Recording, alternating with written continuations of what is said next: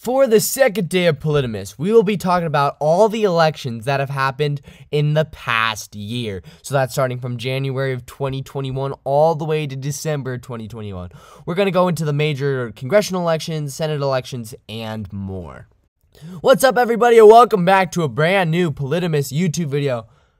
Today, we are talking about some 2021 elections that happened this year. So, there are off-year elections. In case you guys didn't know this, since last year, if you check out right here, you go to 2020, there was a presidential election and a Senate election and a House election.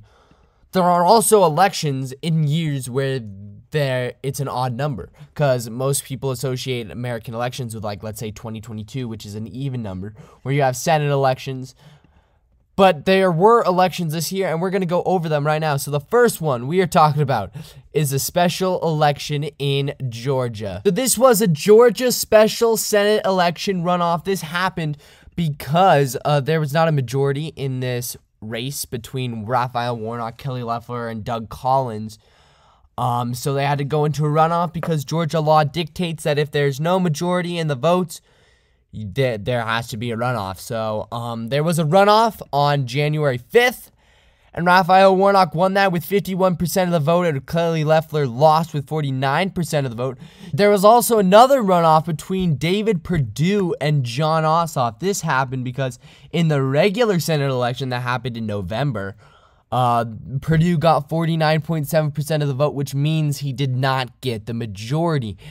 And since he didn't get the majority, there needed to be a runoff, as I mentioned, because of Georgia law dictating all that stuff. So there was a runoff, and Jon Ossoff won that runoff with 50.6% of the vote. And this was the first time that Georgia had a Democrat senator since 2005, Zell Miller. And the last time they had a Democrat duo since 1993 was Sam Nunn and Witch Fowler, which that's a pretty long time. So Raphael Warnock and Jon Ossoff changed that right there. There were also elections in the House of Representatives for a ton of reasons. The first one, let's talk about Louisiana's 5th Congressional District.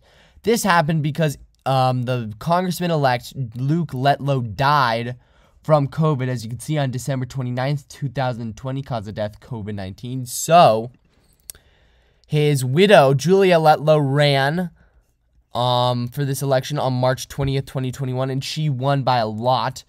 So that's why this election happened. She is currently a serving congresswoman, and she will be up for re-election again in 2022. So, Louisiana's 2nd Congressional District had the first round on March 20th and the second round on April 24th, and this happened because Cedric Richmond became the director of the Office of Public Liaison and a senior advisor to Joe Biden.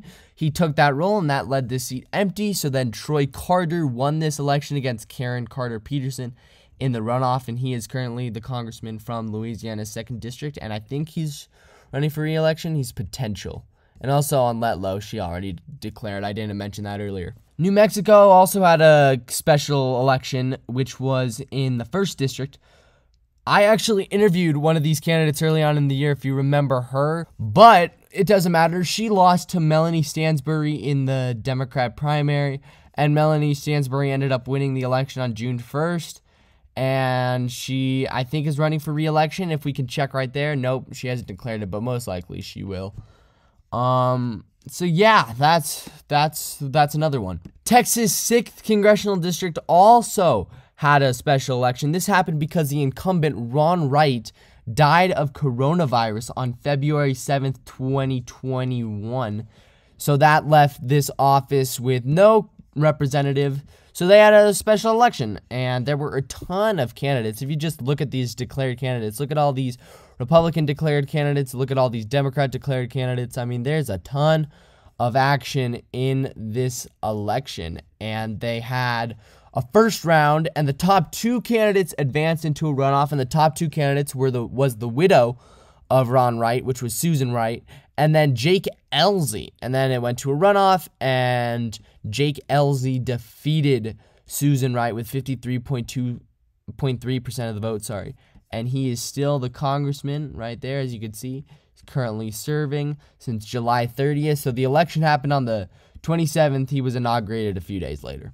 These next two elections in Ohio happened just recently in November. As you can see, November 2nd, 2021. So exactly a month ago today.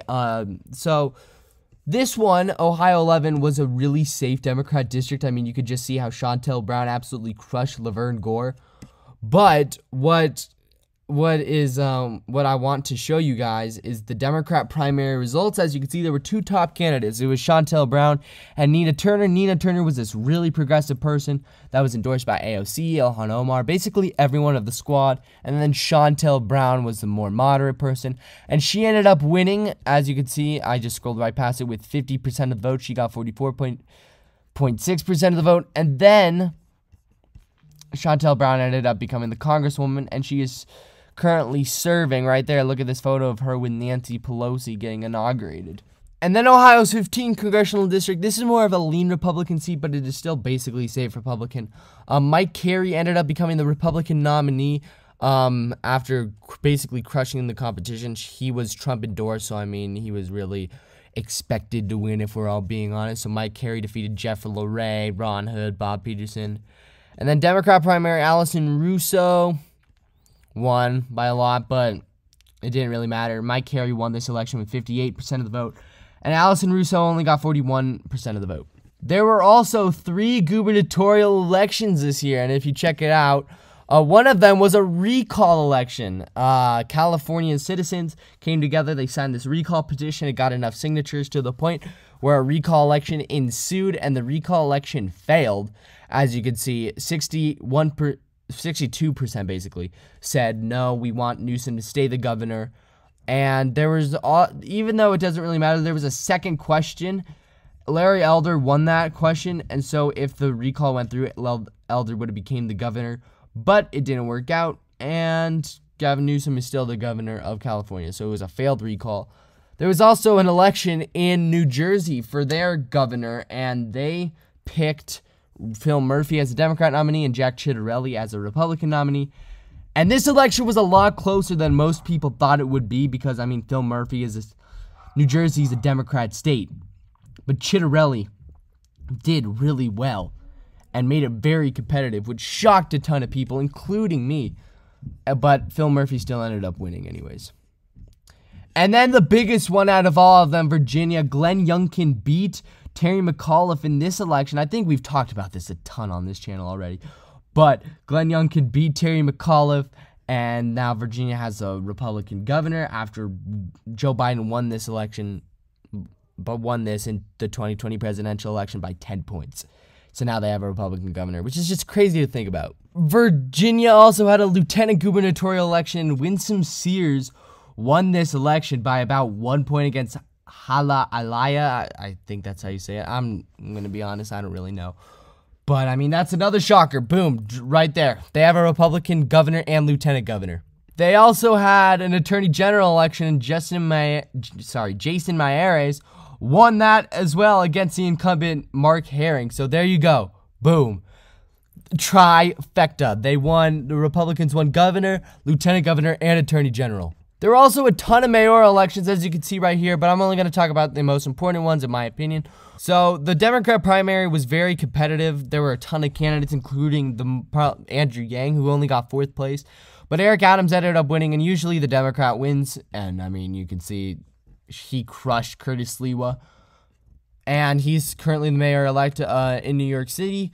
But you could just see this list right here. If there's any cities you really care about, Michelle Wu won, becoming the mayor of Boston.